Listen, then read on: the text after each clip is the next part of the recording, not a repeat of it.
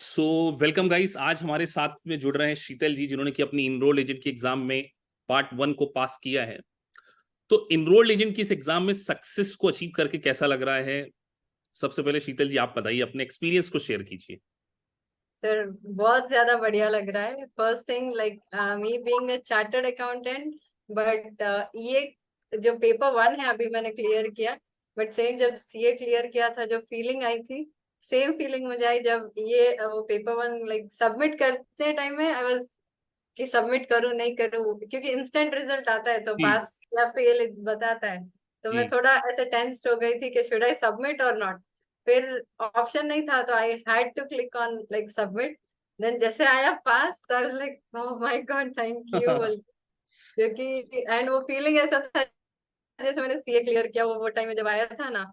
दो ये सिर्फ एक ही पेपर था, but yes really feeling very good. And even जो ऑफिस में अभी तक मैं अकाउंट्स का लाइक वर्क प्रोजेक्ट संभाल रही थी, तो now they have started with US taxation already.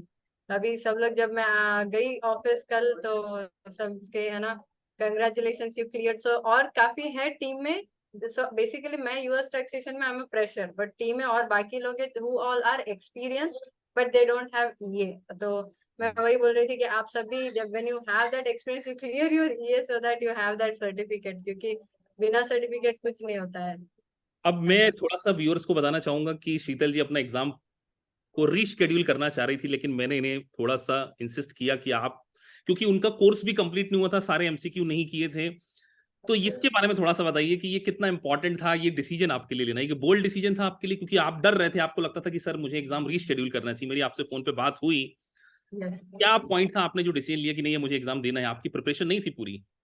Sir, first thing मेरी वॉइस क्लियर है राइट, बिकॉज नियर बाय थोड़ा डिस्टरबेंस यस यस चल यस यस, रहा आपकी आवाज है। क्लियर है।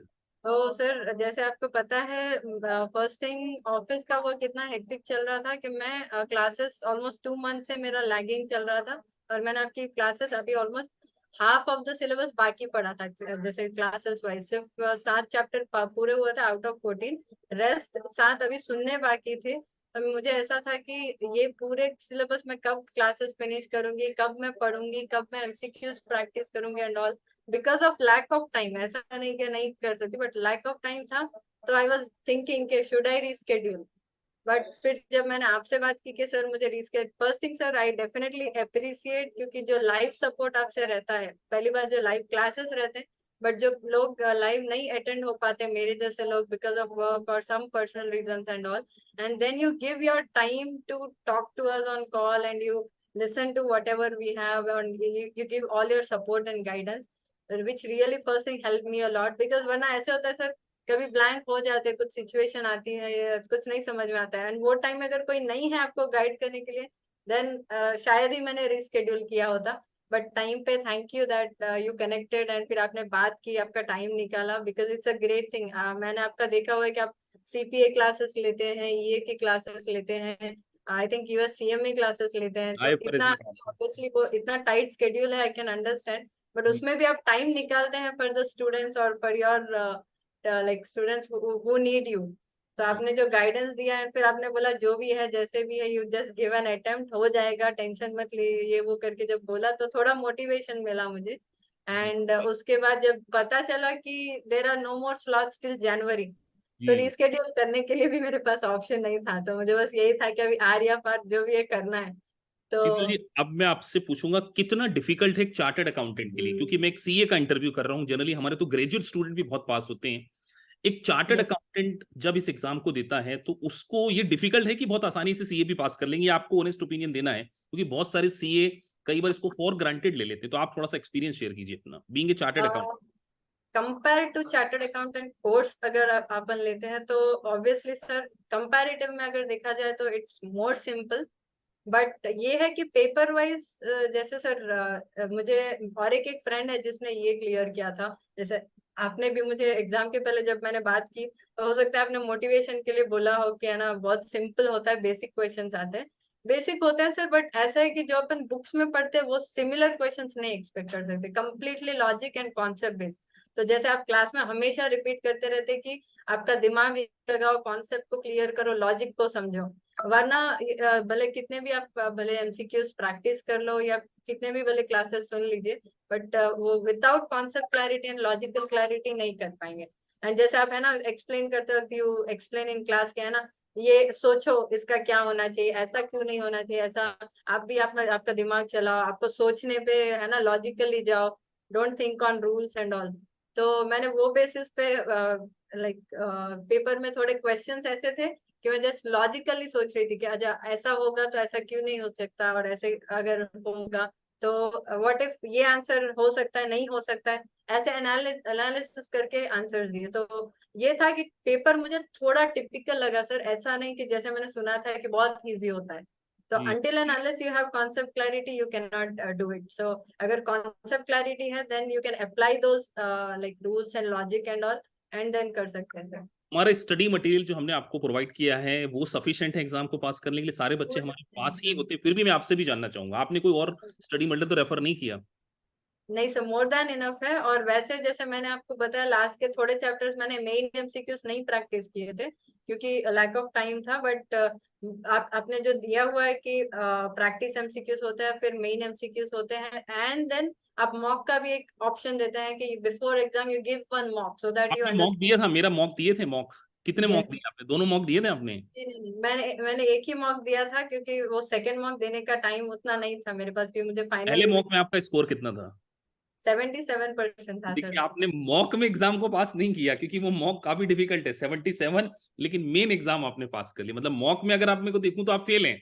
77 is not the passing marks, but still आपने उसको पास किया। वो हमारे वो मॉक के बाद मैं फिर थोड़ा और टेंस हो गई, और आपको जब रिजल्ट शेयर किया फिर आपने इंस्टेंट मुझे वापस बोला कि नहीं ऐसा नहीं होता है, you do like one little more practice. तो फिर मैं तब मैंने मॉक कैसे दिया था, after listening to all classes मैंने सिर्फ ऐसे ऊपर पढ़ पढ़ के मॉक दिया था। बट फिर बाद में मुझे समझ में आया कि नहीं इतना काफी नहीं है, तो मुझे थोड़ा फिर तो तब वापस ऑल एट अ स्ट्रेच सारे चैप्टर्स का प्रैक्टिस किया एंड जैसे logical clarity wise and all. तो लेक्चर सेकंड आपने मॉक मेरे सारे सुने, लेक्चर आपने मतलब मेरे सारे सुने, थोड़ा फास्ट करके सुन लिए होंगे आई गेस, आपने स्पीड बढ़ा के सुन लिए होंगे क्योंकि आपके पास।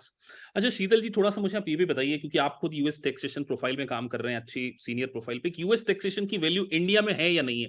बिकॉज आपने तो हमें वैकेंसीज भी बहुत सारी शेयर की थी कि हमें 10 कैंडिडेट्स रिक्वायरमेंट है, तो थोड़ा सा एक व्यूअर्स जो कि इनरोल्ड एजेंट करना चाह रहे हैं उनको ये जानकारी मिलना चाहिए कि इंडिया में इसकी वैल्यू है या नहीं है। काफी ज्यादा डिमांड है सर। मतलब आपकी कंपनीज में भी अगर एक मैं अगर आपसे पूछूं कि एक एक्सपीरियंस जिसको 3 साल का एक्सपीरियंस हो तो क्या पैकेज वो एक्सपेक्ट कर सकता है यूएस टैक्सेशन का? आई थिंक सर, यानी अगर मैं नई बात करती हूँ कि सीए वगैरह नहीं है या जो भी है, बट अगर उन लोगों को एक्सपीरियंस है let's say and they have year degree, तो on an average 2 to 3 years वाले can expect 12 to 15 lakh package is what I am thinking. Because recently जो कंपनी में मैं कर रही हूँ वो सर ने भी मुझे पूछा था कि we are in need of around 20 candidate, so do refer if you have anyone in your contacts और with the institute where you are studying. तो उन्होंने सिर्फ यही बोला कि 2 साल का मिनिमम एक्सपीरियंस चाहिए और ईए का qualification is more important, because there are many people in market who are working on US taxation but they don't have EA qualification। अभी जो मैं टीम के साथ वर्क कर रही हूँ वो भी सब लोग like 7-8 years of experience in US taxation but they are not EA qualified। So now they are again thinking okay, though I have experience, let me do EA for more better value in the market। और sir ने यही बताया कि जब मैंने उनको पूछा to get references और टू गेट पीपल तो what will be the package, and he said कि एटलीस्ट 2 years का एक्सपीरियंस विद ईए हो तो we can pay around 15 lakh per annum, which I can say is like almost equal और even more better package which a CA gets. Even chartered accountant को भी 2 साल का experience बहुत rare case में मिलता है। हमारे यस फ्लैश कार्ड को आपने रीड किया था सारे? क्योंकि फ्लैश कार्ड हमारे बड़े इंपॉर्टेंट है ये एग्जाम में पास करने के लिए। आपने पूरे फ्लैश कार्ड पढ़े थे पूरे के पूरे? यस सर और पूरे। नोट्स को भी प्रॉपर रिवीजन आपने किया? अब मैं अगर पूछूं एक एवरेज पर्सन को कितने महीने की स्टडी करना चाहिए, एटलीस्ट कितना टाइम लगना चाहिए, अगर आप अपना एक्सपीरियंस शेयर करें? एवरेज पर्सन सर अगर and that too let's say अगर फुल टाइम पढ़ रहे हैं, let's say full time student है, नॉट कि मेरे जैसे वर्क कर रहे हैं एंड पढ़ रहे हैं, अगर फुल टाइम स्टूडेंट के जैसे बैठते हैं तो I think 2-3 months is more than enough sir. आपने तो 1 से 1.5 महीना स्टडी करी होगी मेरे हिसाब से, फुल फ्लेज अगर मैं बात करूं आपसे। नॉट सर, फुल फ्लेज कहाँ पे किया मैंने, क्योंकि वो टाइम में वो ऑफिस जाती थी डेली, कितने दिन की हार्डली एक छुट्टी ली घंटा। थी, कितने दिन की लीव ली थी आपने फाइनल एग्जाम के लिए? सर 21st को मेरा एग्जाम था और मैंने 15 से लीव ले रखी थी, यानी हार्डली 5 डेज, और मुझे 5-6। याद है आपका जब एग्जाम में 5 to 7 डेज लेफ्ट थे, तब भी आपका 50% कोर्स ही कंप्लीट था, आई गेस 6th या 7th यूनिट पे थे, और उसके बाद की जो यूनिट्स हैं वो कैपिटल गेन 1250, 1245। अच्छा, 1245 और 1240 में से क्वेश्चन पूछे नहीं पूछे डिफिकल्ट लेवल के, ऐसा याद हो आपको थोड़ा बहुत? पूछे तो थे सर, बट ये है कि प्रैक्टिकल क्वेश्चंस थोड़े कम होते हैं, जैसे नंबर वाले या फिर डिफरेंसिंग, जी जी। प्रैक्टिकली सॉल्व करने वाले कम होते हैं। बट कॉन्सेप्ट बेस्ड क्वेश्चंस पूछते हैं कि अगर ये होता है तो what could have been this this this, तो ऐसे टाइप में। बट यानी अगर लॉजिकली आप समझेंगे और पेपर को पूरा एनालिटिकल वे में पढ़ेंगे, देन इजीली क्लियर कर सकते हैं। और कोई कोई होता है कि सिर्फ क्लास पढ़े और जो पूरे एमसीक्यूज है वो सिर्फ अगर रेक्टिफाई मार लिए तो फिर नहीं होगा सर, क्योंकि एज इट इज तो क्वेश्चंस ऑब्वियसली नहीं आएंगे। एंड काफी क्वेश्चंस ऑलमोस्ट, अगर 100 मार्क्स से मैं बोलूँ तो 20 क्वेश्चंस थे जो सर मुझे लगे सिमिलर बेस पे थे। और हो सकता है कि आपके मेन एमसीक्यूज में हो, बट मैंने मेन एमसीक्यूज पूरे नहीं किए थे, तो वो उतना लाइक मुझे नहीं क्लैरिटी है सर। फॉर्म्स वगैरह पूछते हैं, फॉर्म नंबर्स या पेनल्टीज वगैरह पूछी नहीं पूछी? पेनल्टीज वगैरह आपको ऐसा याद आता हो, क्योंकि व्यूअर्स को ये लॉजिक चाहिए रहता है।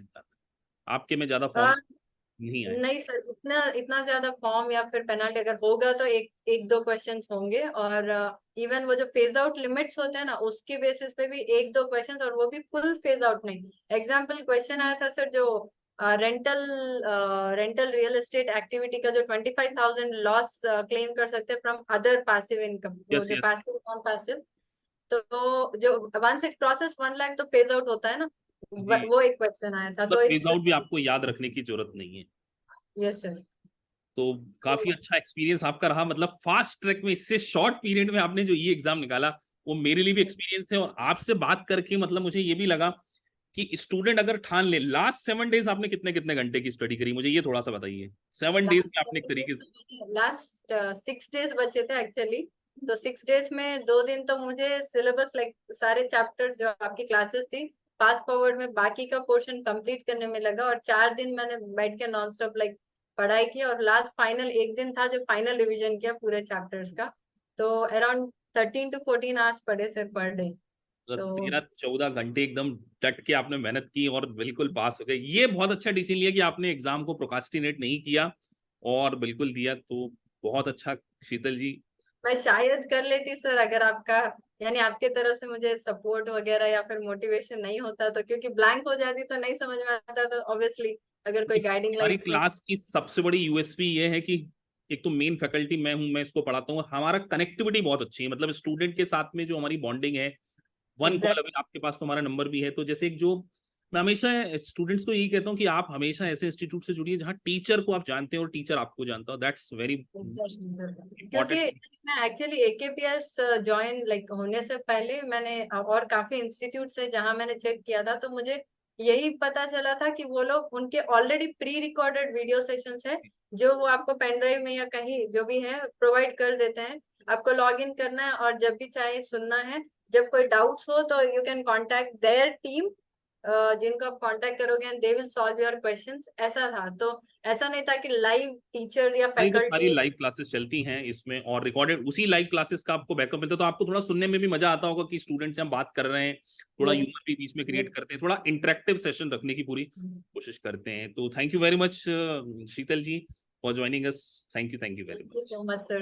And really, sir, like I would like to tell one thing that I really appreciate your efforts, क्योंकि आप जितनी मेहनत लगाते हैं हर एक स्टूडेंट पे ध्यान देने में, you cannot expect like the same support everywhere. Thank you so much for that, sir. Thank Namaste. You. Thank you.